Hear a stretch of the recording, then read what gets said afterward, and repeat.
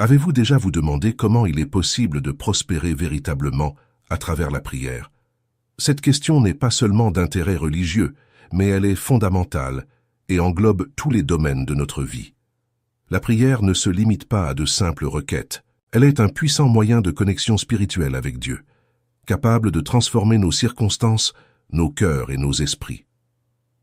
Aujourd'hui, explorons ensemble comment la pratique de la prière peut ouvrir les portes de la prospérité spirituelle, émotionnelle et matérielle. Découvrons comment aligner nos désirs sur les desseins divins, comment persévérer avec foi face aux défis et comment cultiver une confiance qui transcende les circonstances. Il ne s'agit pas seulement de rechercher des bénéfices terrestres, mais de renforcer notre relation avec le Créateur, de trouver une direction au milieu de l'incertitude et d'expérimenter la paix qui dépasse toute compréhension. Pensez à la prière comme un dialogue continu avec Dieu. Lorsque nous prions, nous exprimons nos désirs, nos peurs et notre gratitude, et nous ouvrons un espace pour écouter la guidance divine. Cet acte de abandon et de confiance transforme notre vision du monde, nous rendant plus résilients et sereins. Aligner nos désirs sur les desseins divins n'est pas une tâche facile. Cela nécessite introspection, humilité et foi. Mais c'est dans ce processus que nous trouvons une véritable croissance. Persévérer dans la prière, même lorsque les réponses semblent lointaines, nous enseigne la patience et nous fortifie spirituellement. La confiance que nous cultivons par la prière nous permet de faire face aux défis avec une perspective plus large, en voyant au-delà des difficultés immédiates et en croyant en l'attention constante de Dieu. Cela nous donne une base solide pour prospérer non seulement spirituellement, mais aussi émotionnellement et matériellement. À la fin de cette vidéo, nous partagerons une prière spéciale pour que vous puissiez également commencer ou renforcer votre chemin vers la prospérité à travers la prière. Souvenez-vous, par la façon dont Dieu nous a créés, nous voulons toujours comprendre la raison des choses ou quels avantages elles nous apporteront pour nous motiver à les accomplir. Bien que cela puisse ne pas nous plaire, il n'est pas facile de changer notre manière d'être. Si nous avions une pleine perception des avantages que la prière peut apporter, nous prierions beaucoup plus. L'encouragement fonctionne sur la base du désir. Pour qu'une personne prie, elle doit apprendre à vouloir prier. Et pour arriver à prier de la manière que la Bible détermine, nous devons cultiver un grand désir de prier. Partons ensemble dans ce voyage, découvrant comment la prière peut nous conduire à une prospérité pleine et transformante. Avez-vous déjà pensé à comment cultiver un fort désir de prier? C'est une question qui peut transformer notre vie spirituelle. Pour développer ce désir, il est essentiel de comprendre les bénéfices temporels et éternels de la prière. En examinant la Sainte Bible, nous trouvons de puissants exemples de prière. Moïse, par exemple, avait une grande autorité dans ses prières. Il a puni l'Égypte par des fléaux et a ouvert la mer Rouge pour le peuple d'Israël, tout cela grâce à sa vie de prière. Josué, qui accompagnait Moïse, a appris à prier alors qu'il était à la base de la montagne.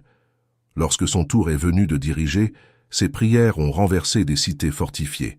David est un autre exemple. Même oint roi alors que Saül était encore sur le trône, il a maintenu sa confiance en Dieu par la prière. Élie, un prophète en temps difficile, a défié les prophètes de Baal avec des prières puissantes. Et Jésus, le Fils de Dieu, a passé de longues périodes en prière avant et pendant son ministère. Avez-vous déjà ressenti le découragement dans vos prières? Elles peuvent parfois sembler sans pouvoir ou répétitives. Mais rappelez-vous, ces grandes figures bibliques nous montrent que le pouvoir de la prière vient d'une pratique constante et sincère. Pour cultiver ce désir, commencez par comprendre les bienfaits de la prière. La prière nous apporte la paix, la clarté et la force pour affronter les défis quotidiens. Établissez une routine quotidienne de prière, que ce soit le matin, le soir ou pendant une pause. Méditer sur les Écritures est également essentiel. Elles nous inspirent et nous montrent comment d'autres ont trouvé leur force en Dieu. Participer à des groupes de prière peut être très encourageant. La communion avec d'autres frères et sœurs renforce notre foi. Et ne vous préoccupez pas de mots jolis ou longs. Priez avec sincérité, comme si vous conversiez avec un ami proche. Pratiquer la gratitude dans vos prières est également important. Remercier Dieu pour toutes les bénédictions, grandes et petites, nous aide à voir la vie de manière plus positive et nous rapproche de lui. Il n'y a aucune raison pour que les miracles n'arrivent pas régulièrement dans nos églises. Il n'y a aucune raison pour que les pécheurs ne soient pas sauvés par l'Esprit Saint. On m'a raconté une fois l'histoire de Charles Finney passant par la petite ville d'Utica dans le nord de l'État de New York. Une ville ordinaire où un jour, alors que Finney passait en train, l'Esprit Saint descendit sur les non-convertis. Certains hommes qui étaient dans un bar, sentant une forte conviction de péché opérée par l'Esprit Saint, tombèrent à genoux en demandant à Jésus de les sauver. Si l'Esprit Saint a donné à Charles Finney un tel pouvoir, ne pourrait-il pas aussi nous le donner à nous? Un ministère puissant est la question, mes frères. Finney parlait rarement du secret de son pouvoir, mais un jour un journaliste décida de le surveiller. Et finalement, le journaliste dut conclure que l'origine du pouvoir de Finney était les longues heures qu'il passait en prière, en communion avec l'Esprit Saint. Je suis convaincu qu'ici, en Corée, nous assistons au début du réveil que Dieu nous a promis. Bien que toute la nation sache que Dieu œuvre dans notre Église, nous n'avons pas encore expérimenté la puissance de Dieu comme nous le verrons à l'avenir, si nous restons fidèles. Le pouvoir de Dieu ne se manifeste pas seulement dans les guérisons, les délivrances des esprits malins et les conversions en masse. Il peut également être vu sur notre pays. Qu'est-ce que je veux dire par là? Quand un pays a les cieux ouverts, il y a une liberté spirituelle pour prêcher l'Évangile. Le niveau de foi est assez élevé, et nous ne trouvons pas une forte opposition malveillante. Mes frères, dans certains pays, il est difficile de prêcher parce qu'il y a beaucoup d'opposition malveillante. Les forces sataniques qui s'opposent à l'Évangile sont très fortes et il n'y a pas beaucoup de foi. Cela crée des difficultés pour nous qui prêchons la parole de Dieu. Je ressens une grande facilité à prêcher en Corée, plus que n'importe où ailleurs. Lorsque j'expose la parole de Dieu, immédiatement les pécheurs répondent à l'appel au salut. Pourquoi avons-nous cette atmosphère spirituelle? La réponse est la prière. Mais la prière ne génère pas seulement un pouvoir global, mais aussi un pouvoir individuel. Dans mon ministère personnel, j'ai appris à toujours dépendre de l'Esprit Saint. Ce n'est pas par la force ou le pouvoir personnel que nous accomplissons de grandes choses pour Dieu, mais par la puissance de l'Esprit Saint. Et au fur et à mesure que j'ai appris à marcher toujours dans la dépendance de l'Esprit Saint, j'ai vu la puissance de Dieu. Comment pourrais-je diriger une église de près de 400 000 membres et voyager presque mensuellement à travers le monde pour animer des conférences sur le développement de l'Église? Comment aurais-je le temps pour un programme de télévision sur 3 continents? La réponse réside dans le pouvoir qui m'est donné par le Saint-Esprit, car j'ai consacré ma vie à la prière. Les gens viennent constamment dans mon bureau pour que nous prions pour eux. J'ai déjà vu des boiteux marcher, des aveugles retrouver la vue et des paralytiques se lever de leur fauteuil roulant par la puissance de Dieu. Ai-je quelque chose de spécial? Comme je l'ai déjà dit, Dieu n'a pas de favoris. Nous pouvons tous avoir du pouvoir à travers la prière si nous sommes prêts à payer le prix. Mais nous devons changer d'attitude si nous voulons avoir ce type de pouvoir spirituel. Dans l'évangile de Matthieu, Jésus fait une déclaration révolutionnaire concernant l'attitude nécessaire pour générer du pouvoir spirituel. Certaines personnes vinrent lui parler de Jean le Baptiste, après que celui-ci eut été emprisonné. Jésus parla de la position particulière de Jean dans son royaume lorsqu'il dit « En vérité, je vous le dis, parmi ceux qui sont nés de femmes, il n'en a point paru de plus grand que Jean-Baptiste. Cependant, le plus petit dans le royaume des cieux est plus grand que lui. En tant qu'enfant de Dieu appartenant au royaume des cieux, vous pouvez être plus grand que Jean-Baptiste. » Au verset suivant, il révèle quelle doit être l'attitude correcte pour cultiver du pouvoir spirituel. Depuis les jours de Jean-Baptiste jusqu'à présent, le royaume des cieux est forcé, et ce sont les violents qui s'en emparent. Matthieu 11, 12. Il faut effort et dévotion. La constance dans la prière est essentielle pour obtenir le pouvoir de Dieu. Cette constance se manifestera dans la discipline, car obtenir du pouvoir par la prière exige du temps. C'est pourquoi nous devons établir des priorités dans l'utilisation de notre temps. Les choses s'accumulent autour de nous, nous empêchant de consacrer le temps nécessaire à la prière pour cultiver le pouvoir spirituel. Mais, si nous avons la bonne direction et la grâce de Dieu, nous pouvons atteindre ce prix, prier avec pouvoir. L'appel à prier avec pouvoir est un appel pour nous tous. Ce n'est pas seulement pour les leaders spirituels ou les grands évangélistes. Chacun de nous peut se connecter profondément avec Dieu et voir sa main agir miraculeusement dans nos vies et nos communautés. Le secret réside dans notre dévotion, dans notre volonté de consacrer du temps pour être avec Dieu, et dans notre foi qu'il peut et va agir à travers nous. Donc, mes frères et sœurs, engageons-nous à cultiver une vie de prière. Cherchons Dieu avec ferveur, croyant qu'il nous donnera le pouvoir d'accomplir de grandes choses en son nom. Allons ensemble, en prière, transformer nos églises, nos communautés et nos propres vies. Que Dieu nous bénisse et nous donne la force et la détermination pour persévérer dans la prière. Au cours des 25 dernières années, j'ai appris que Dieu ne peut pas utiliser une personne qui n'est pas complètement brisée et soumise à lui. Quand Jésus est allé voir Pierre dans son bateau, ce dernier a eu une réaction immédiate.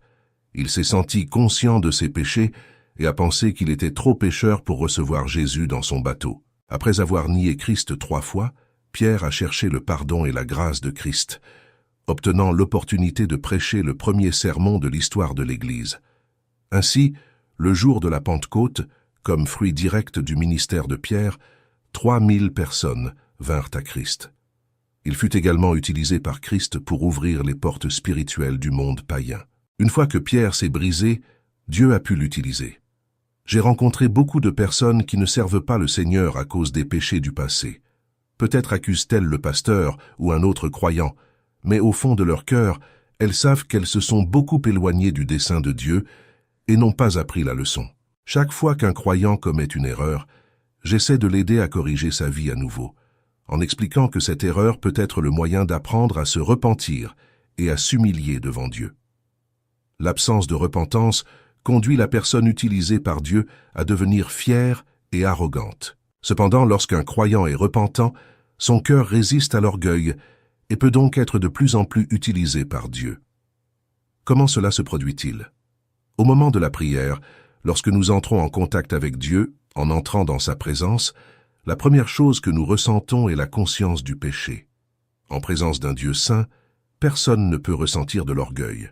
Ainsi, en prenant conscience de notre totale absence de qualification pour être en sa présence, nous commençons à confesser notre péché et à nous humilier devant Dieu. Cela ne signifie pas que nous ne pouvons pas être là, devant le trône de grâce. En effet, le sang de Jésus-Christ a déjà assuré à chaque croyant un accès immédiat à lui, mais nous ressentons que nous n'avons pas de qualification personnelle pour être là, et notre réaction immédiate est la brisure. La brisure et l'orgueil ne peuvent pas coexister. Ce qui est le plus remarquable, c'est qu'en entrant dans la présence de Dieu, nous prenons conscience de réactions, d'attitudes et d'actes que nous avons peut-être oubliés. Tout comme Pierre ne pouvait supporter la présence de Christ dans son bateau en raison de la reconnaissance de son propre péché, de la même manière, devant sa sainte présence, nous prenons conscience de notre profonde insuffisance spirituelle. La réaction naturelle suivante, lorsque nous sommes en présence de Dieu, est le désir d'être pardonné de nos péchés. Cela m'arrive.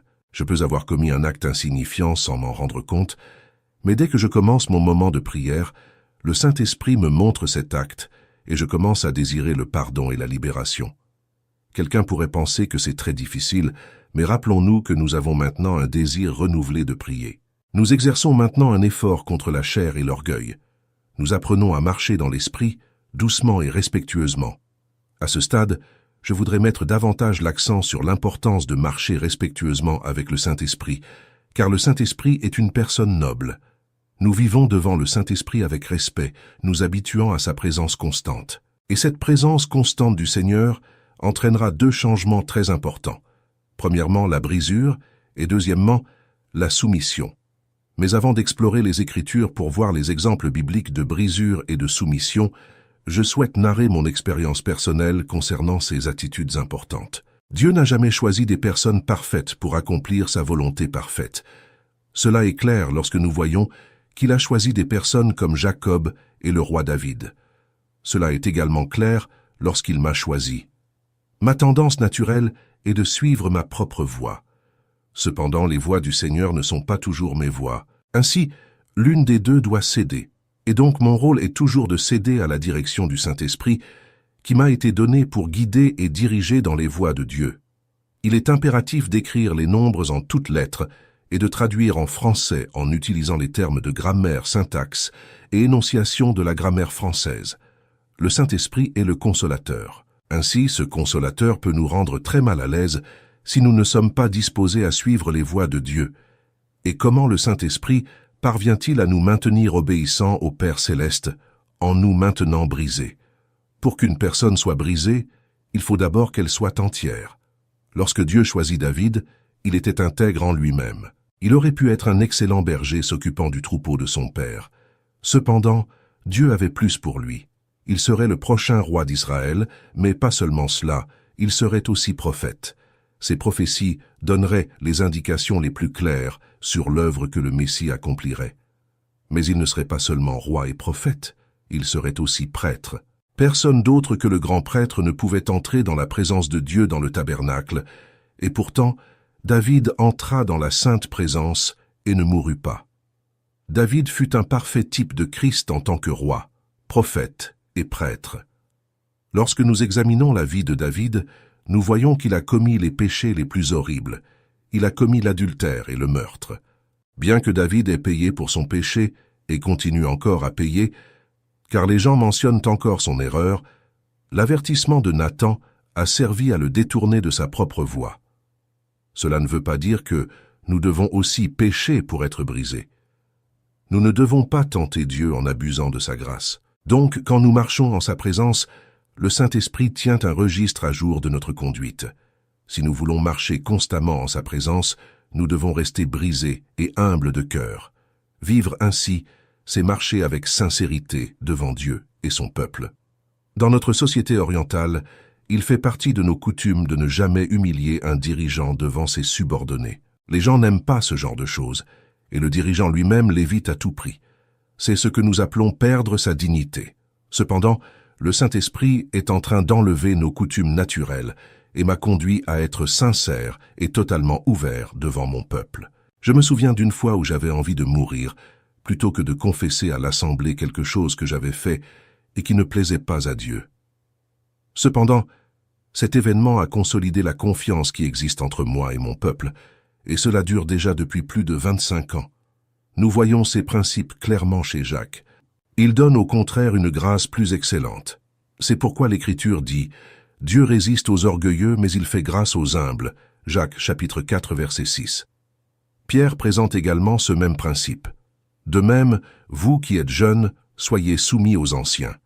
Et tous, revêtez-vous d'humilité dans vos rapports mutuels, car Dieu résiste aux orgueilleux, mais il fait grâce aux humbles. Humiliez-vous donc sous la puissante main de Dieu, afin qu'il vous élève au temps convenable. 1 Pierre, chapitre 5, versets 5 et 6. Si nous avons un esprit d'orgueil, lorsque nous nous approchons de Dieu en prière, il nous résistera. Mais si nous sommes brisés devant lui, il nous donnera plus de grâce. Notre réussite spirituelle repose entièrement sur la grâce de Dieu. Par nos propres mérites, nous ne pouvons réussir en rien, mais par la grâce divine, nous pouvons tout accomplir. Ce dont nous avons besoin pour triompher spirituellement, c'est plus de la grâce de Dieu. Maintenant, comment pouvons-nous obtenir plus de grâce? Nous l'obtenons en nous maintenant toujours avec un esprit brisé et dans l'humilité devant Dieu. De nos jours, l'idée d'un brisement personnel n'est pas très populaire. Les gens veulent seulement savoir ce qu'il faut faire pour réussir. Cependant, j'ai appris que nous n'atteignons pas le succès en appliquant des formules magiques ou des principes, mais en apprenant le secret du brisement qui nous apporte davantage de grâce. Et c'est la grâce qui, finalement, nous accorde le succès. Job était une personne qui a appris cette leçon. Je vivais en paix, mais il m'a brisé. Job chapitre 16, verset 12. David, après avoir cherché l'aide divine et avoir été délivré, parle de sa condition en ces termes. Je suis comme un vase brisé. Psaume chapitre 31, verset 12. Ainsi, l'objectif de Dieu est de nous briser et non de nous écraser. Si nous nous brisons avec une attitude d'humilité devant Dieu, nous ne serons pas réduits en morceaux. Dans un texte de Matthieu, Jésus fait une distinction claire entre être brisé et être écrasé. N'avez-vous jamais lu dans les Écritures la pierre qu'ont rejetée ceux qui bâtissaient est devenue la principale de l'angle? C'est du Seigneur que cela est venu, et c'est un prodige à nos yeux. C'est pourquoi, je vous le dis, le royaume de Dieu vous sera enlevé, et sera donné à une nation qui en rendra les fruits. Et celui qui tombera sur cette pierre sera brisé, et celui sur qui elle tombera, elle le réduira en poudre. Matthieu chapitre 21, versets 42 à 44. Pour comprendre le principe du brisement, nous devons bien analyser la comparaison faite ici, Christ est la pierre angulaire du temple spirituel, l'Église. Dans ce contexte, le terme « Église » ne s'applique pas seulement au corps de croyants formé le jour de la Pentecôte. Il représente ici tout le peuple de Dieu depuis son commencement. Au moment où Jésus a prononcé ces paroles enregistrées dans Matthieu 21, le peuple de Dieu était représenté par la nation juive. Jésus-Christ constitue la partie la plus importante de cet édifice, dont les pierres sont les membres. Il est la pierre angulaire, c'est-à-dire la pierre qui maintient l'édifice uni. Le plan de Dieu était d'avoir un édifice spirituel qui puisse contenir sa gloire de manière correcte. Mais en rejetant le Messie, Israël a perdu le droit d'avoir cet édifice spirituel. C'est pourquoi Dieu est en train de construire un nouvel édifice à travers l'Église. Chacun de nous est une pierre vivante de ce temple spirituel. Lorsque nous sommes sauvés et retirés du monde, nous devenons ces pierres qui doivent être travaillées pour pouvoir fonctionner en harmonie avec la volonté de Dieu. Lorsqu'un constructeur édifie un bâtiment en pierre, il consacre beaucoup de temps à la préparation des pierres, donnant à chacune sa propre forme afin qu'elle s'ajuste au bon endroit. Si une pierre est très difficile à préparer, ou si cette pierre refuse d'être travaillée pour obtenir la forme correcte, elle n'a aucune valeur pour le constructeur. Le brisement auquel Dieu nous soumet n'a pas pour but de nous anéantir, mais de nous préparer à être utilisés correctement par lui pour les desseins auxquels il nous destine. Si nous résistons aux desseins de Dieu, le résultat est l'affaiblissement, voire devenir inutile dans le plan général de Dieu. Il est donc très important que nous vivions dans l'humilité devant Dieu. Cependant, je tiens à réitérer ici que cela ne signifie pas vivre dans l'échec ou cultiver une image négative de soi. Rappelons-nous que c'est Dieu qui nous a choisis. Nous sommes très importants. À mesure que nous apprenons à vivre dans la présence du Saint-Esprit en prière, nous cultivons, comme fruit naturel de cette expérience, une attitude de brisement par laquelle Jésus, le bâtisseur, peut accomplir son œuvre dans notre vie. Qu'il est bon de savoir que Dieu façonne notre vie pour être utilisée dans ses desseins éternels. Quelle paix nous éprouvons lorsque nous comprenons que toute chose concourt à un objectif éternel. Rien n'arrive par hasard, tout coopère pour notre bien éternel. Après le brisement vient la soumission.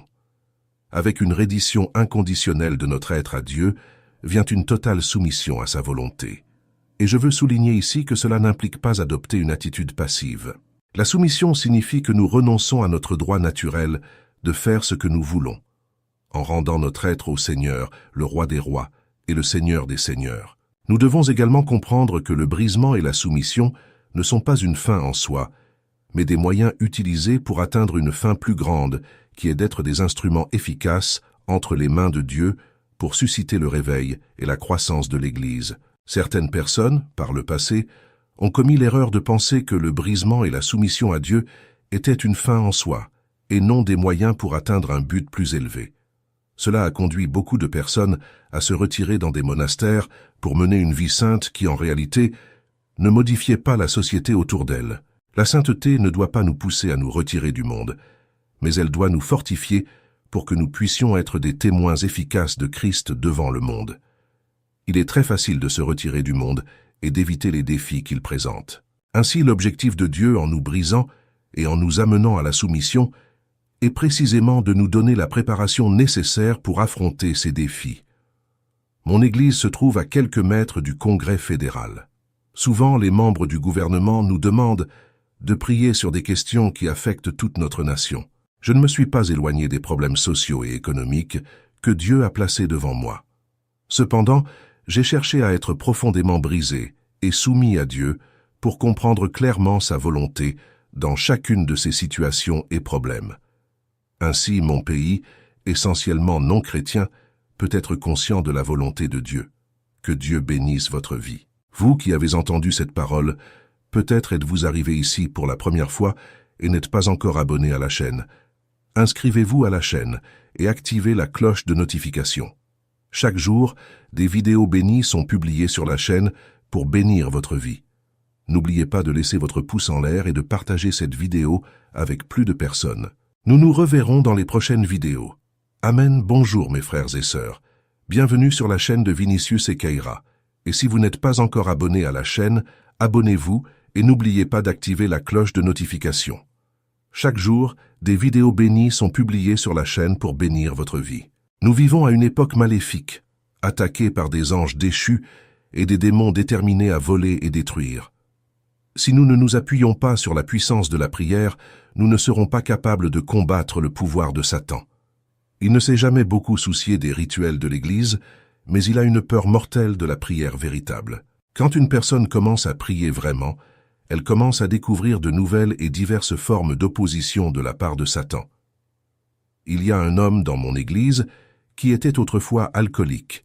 Malgré sa prospérité dans les affaires, l'alcool l'a conduit à maltraiter sa femme et ses enfants. Une nuit, il est rentré à la maison avec ses compagnons de boisson et ils ont commencé à boire et à s'amuser. Bien que sa femme l'aimât beaucoup, ses enfants avaient déjà enduré beaucoup de choses de la part de leur père et ne pouvaient pas supporter qu'il déshonore ainsi leur foyer. Elle l'a pris à part et lui a dit « Mon cher, je t'aime, mais je ne supporte plus tes beuveries, et maintenant tu ramènes encore ces ivrognes à la maison. Je ne vais pas tolérer ça. Je vais préparer mes affaires et partir.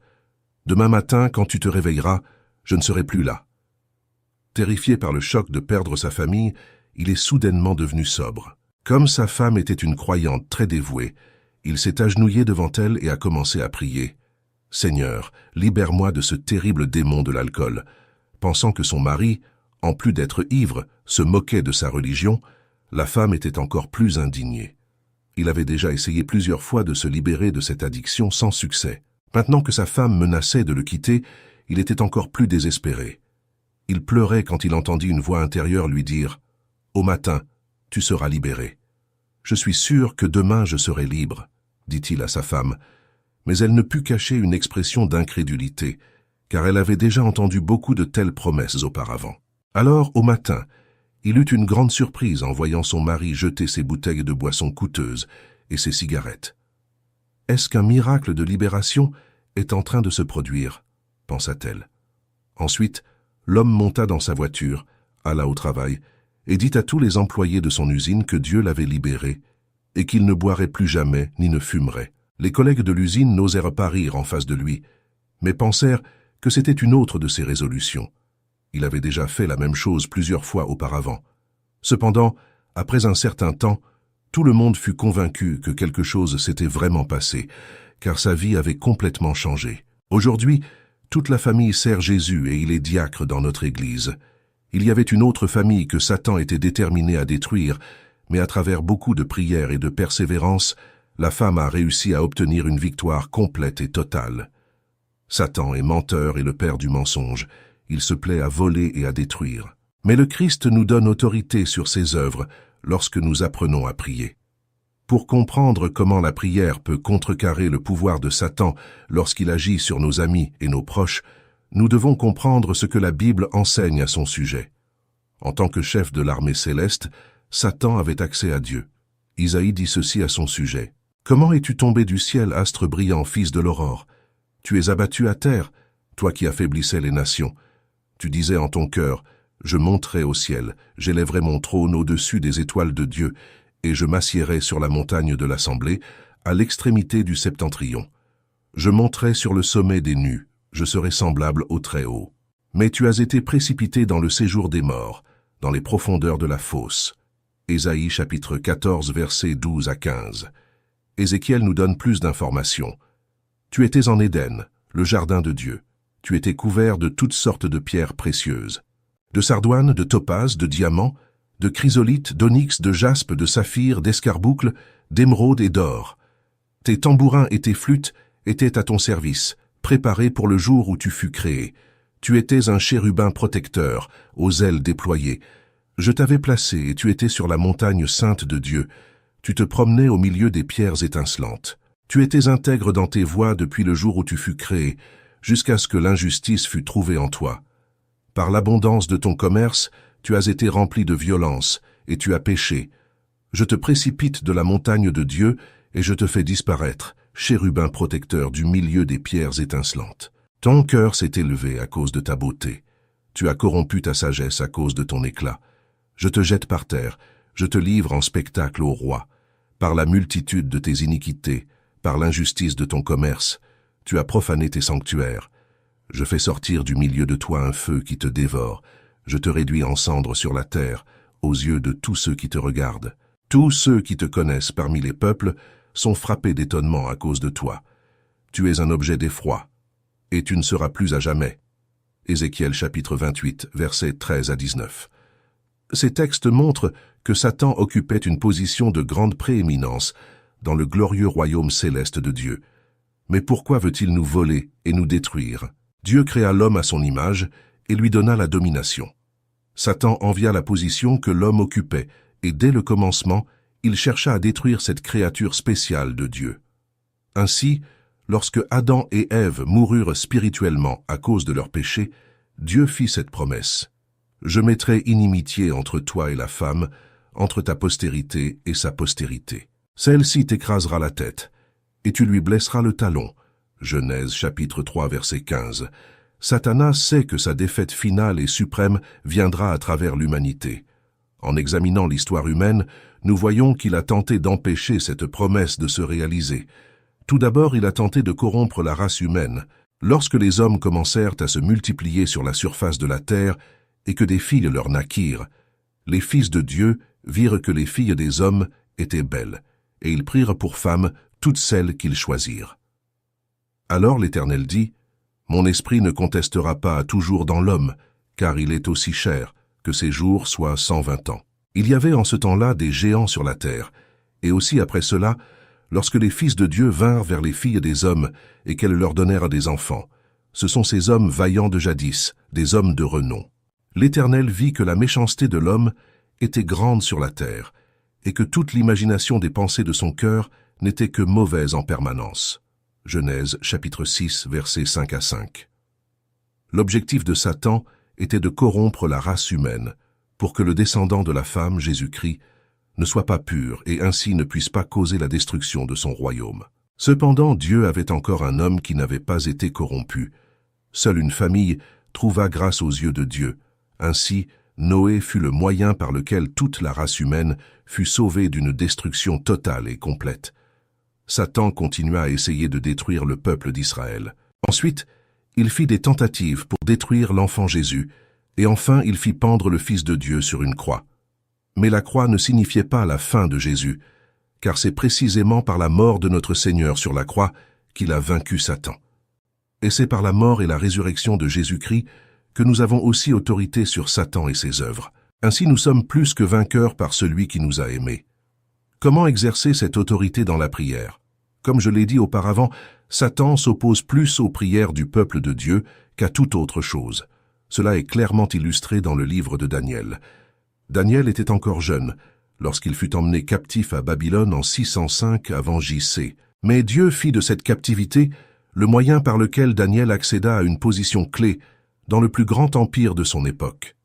Tout comme Joseph prospéra en Égypte, bien qu'il ait connu des revers temporaires, Daniel fut également utilisé par Dieu. Il possédait le don d'interprétation des rêves et fut ainsi utilisé pour révéler une vision si précise des événements futurs que certains doutèrent de l'authenticité de son livre. Dans la première année du règne de Darius, Daniel reçut une interprétation spéciale du texte de Jérémie chapitre 25 verset 13. En comprenant les implications de cette nouvelle interprétation pour Jérusalem, il commença sa célèbre prière intercesseuse en faveur de son peuple. Il commença par confesser ses péchés, bien que sa fidélité inébranlable envers Dieu fût reconnue par tous les Juifs qui étaient en captivité. Ensuite, il demanda pardon pour son peuple, comme nous le voyons au chapitre 9. Il implora également la faveur de Dieu pour son peuple. « Ô Seigneur, selon toutes tes justices, que ta colère et ta fureur se détournent maintenant de ta ville Jérusalem, ta montagne sainte, car à cause de nos péchés et des iniquités de nos pères, Jérusalem et ton peuple sont un opprobre pour tous ceux qui nous entourent. Maintenant donc, ô notre Dieu, écoute la prière de ton serviteur et ses supplications, et fais briller ta face sur ton sanctuaire dévasté, pour l'amour du Seigneur. » Daniel chapitre 9, versets 16 et 17. Pendant que Daniel continuait en prière, sa supplication devenait plus intense et fervente. « Ô Seigneur, écoute. Ô Seigneur, pardonne. Ô Seigneur, prête l'oreille et agis. Ne tarde pas à cause de toi-même, ô mon Dieu, car ta ville et ton peuple portent ton nom. » Daniel chapitre 9, verset 19. Et tandis que Daniel persévérait dans la prière, Dieu envoya l'ange Gabriel pour lui parler. L'ange révéla à Daniel comment Satan s'oppose aux prières du peuple de Dieu. Il me dit, « Ne crains rien, Daniel, car dès le premier jour où tu as eu à cœur de comprendre et de t'humilier devant ton Dieu, tes paroles ont été entendues, et c'est à cause de tes paroles que je viens. Mais le prince du royaume de Perse m'a résisté 21 jours. Et voici Michaël, l'un des premiers princes, est venu à mon secours, et je suis demeuré là auprès des rois de Perse. » Daniel chapitre 10, versets 12 et 13. Plus loin dans le même chapitre, Gabriel révèle à Daniel la bataille à venir. Puis il dit, « Sais-tu pourquoi je suis venu vers toi? Maintenant je m'en retourne pour combattre contre le prince de Perse. Et quand je partirai, voici le prince de Grèce viendra. Mais je vais te faire connaître ce qui est écrit dans le livre de la vérité. Nul ne m'aidera contre ceux-là, excepté Michaël, votre prince. » Daniel chapitre 10, versets 20 et 21. Dans le commentaire de l'Ancien Testament de Keil et Delitzsch, l'un des commentaires bibliques les plus respectés, les auteurs affirment que le prince de Perse était la force maléfique qui guidait les développements de l'Empire mondial à venir. Gabriel fut envoyé par Dieu à Daniel, mais les princes de Satan, les anges déchus, combattirent contre le messager de Dieu, car Satan ne voulait pas que la prière de Daniel soit exaucée. L'archange Michaël fut appelé à aider Gabriel dans cette bataille. Daniel jeûna et pria pendant 21 jours, le temps nécessaire pour que les forces spirituelles de Dieu triomphent des anges déchus. Dans Zacharie 3, nous trouvons un verset où le Seigneur dit à Satan, « Que l'Éternel te réprime, Satan, que l'Éternel te réprime, lui qui a choisi Jérusalem. N'est-ce pas là un tison arraché du feu ?» Zacharie chapitre 3, verset 2. Paul comprit également bien la bataille spirituelle à laquelle nous sommes confrontés, car il dit « Car nous n'avons pas à lutter contre la chair et le sang, mais contre les dominations, contre les autorités, contre les princes de ce monde de ténèbres, contre les esprits méchants dans les lieux célestes. » Éphésiens chapitre 6, verset 12. Pour voir tout cela d'une perspective plus claire, nous devons bien comprendre la réalité spirituelle, c'est-à-dire la réalité du domaine de la 4e dimension. Satan a été renversé d'une position élevée dans les lieux célestes. Nous avons été créés un peu au-dessus des anges, car nous pouvons comprendre les réalités spirituelles. Depuis le Jardin d'Éden, Satan sait que son royaume sera détruit par l'humanité. Dieu lui a donné le titre de prince de la puissance de l'air, lui permettant d'exercer une autorité sur l'atmosphère de la terre, influençant les nations. Cependant, Dieu a donné l'autorité à l'homme, mais celle-ci a été perdue lors de la chute due au péché d'Adam. Malgré cela, il n'y a jamais eu un moment où il n'y avait pas de témoignage de Dieu dans le monde. Son peuple a toujours pu exercer l'autorité par la prière et l'intercession. Christ est venu dans le monde, permettant aux hommes de le juger et de le crucifier. Par sa vie sans péché, sa mort propitiatoire sur la croix et sa glorieuse résurrection, il a obtenu les clés de la mort et du Hadès et a reçu toute autorité. Matthieu chapitre 28, verset 18. Aujourd'hui, nous avons l'ordre d'aller dans le monde entier et de faire des disciples de toutes les nations. Les nations sont pour le royaume de Dieu, fondé sur le fait que Christ a conquis toute autorité dans les cieux et sur la terre. Quand nous apprenons à prier dans l'Esprit Saint et comprenons que nous avons reçu une autorité spirituelle, nous pouvons immobiliser les forces de Satan qui agissent sur une personne, des communautés et même des nations. Satan, qui est menteur et père du mensonge, essaie de nous convaincre qu'il contrôle tout. Cependant, quand nous apprenons à jeûner, à prier et à exercer notre légitime autorité spirituelle, Satan et ses cohortes sont obligés de se soumettre à la volonté de Dieu. Il est essentiel que nous connaissions et comprenions l'importance de la prière. Si nous n'apprenons pas à prier, nous ne verrons pas la volonté de Dieu s'accomplir dans notre vie et notre ministère. Tout d'abord, nous devons avoir le désir de prier. Souvent, nous réfléchissons beaucoup à la prière, nous lisons beaucoup à ce sujet et nous recevons même des enseignements sur la prière, mais nous ne prions pas. Le moment est venu de comprendre que la prière est la source du pouvoir. Il est temps de permettre au Saint-Esprit d'opérer en nous un nouvel esprit de contrition et de soumission à Dieu. Il est temps d'apprendre à exercer notre autorité spirituelle en cherchant à empêcher l'opposition des démons. Cher Père Céleste, Nous nous réunissons devant toi avec des cœurs remplis de gratitude et d'humilité, reconnaissant l'autorité que tu nous as donnée par Christ Jésus. Nous te remercions pour ta sagesse infinie et pour avoir toujours maintenu des témoins dans le monde, des personnes de foi qui exercent l'autorité par la prière et l'intercession. Seigneur, nous savons que, à cause du péché d'Adam, l'autorité de l'homme a été perdue. Mais grâce à toi, à travers Jésus, cette autorité a été restaurée. Nous te remercions pour la vie sans péché de Jésus, sa mort propitiatoire sur la croix et sa glorieuse résurrection. Il a reçu toutes les clés de la mort et du séjour des morts, et il possède maintenant toute autorité dans les cieux et sur la terre. Nous louons ton nom, Seigneur, pour la victoire de Christ. Aujourd'hui, en tant que tes enfants, nous obéissons à l'ordre d'aller dans le monde entier et de faire des disciples de toutes les nations en nous appuyant sur l'autorité que Christ a conquise. Aide-nous à comprendre et à utiliser cette autorité spirituelle dans notre vie quotidienne. Enseigne-nous à prier dans l'Esprit Saint, à jeûner et à exercer notre légitime autorité spirituelle en immobilisant les forces de Satan qui tentent d'agir dans nos vies, nos communautés et nos nations. Seigneur, nous reconnaissons que Satan est menteur et essaie de nous convaincre qu'il est en contrôle, mais nous savons que par ta puissance, il doit se soumettre à ta volonté. Aide-nous à comprendre profondément l'importance de la prière, non seulement à y réfléchir ou à en lire, mais à la pratiquer réellement. Éveille en nous un nouveau désir de prier, de rechercher ta présence et de nous soumettre complètement à toi. Que le Saint-Esprit opère en nous un nouvel esprit de contrition et de soumission à toi, Seigneur. Enseigne-nous à exercer notre autorité spirituelle, à empêcher l'opposition des démons et à voir ta volonté s'accomplir dans nos vies et nos ministères. Nous te demandons de regarder avec miséricorde les demandes de prière laissées dans les commentaires de cette vidéo. Exauce chaque appel selon ta volonté parfaite, apportant consolation, guérison, provision et salut. Que ta grâce abonde dans la vie de chaque personne qui te cherche en prière. Au nom de Jésus, notre Sauveur et Roi, nous prions. Amen. Partagez cette vidéo bénie afin qu'elle puisse toucher et aider d'autres personnes comme vous et moi. Vous souhaitez approfondir encore plus votre foi et votre prière? Téléchargez notre e-book exclusif sur comment renforcer votre spiritualité de nos jours. Le lien se trouve dans les commentaires ci-dessous. N'oubliez pas de cliquer sur le bouton s'abonner si ce n'est pas encore fait. Merci du fond du cœur de faire partie de notre communauté de foi. Si vous souhaitez soutenir un peu plus notre chaîne, envisagez de devenir membre de notre chaîne. Je vous laisse ici 2 autres vidéos pour que vous puissiez continuer votre parcours spirituel et votre croissance dans la foi.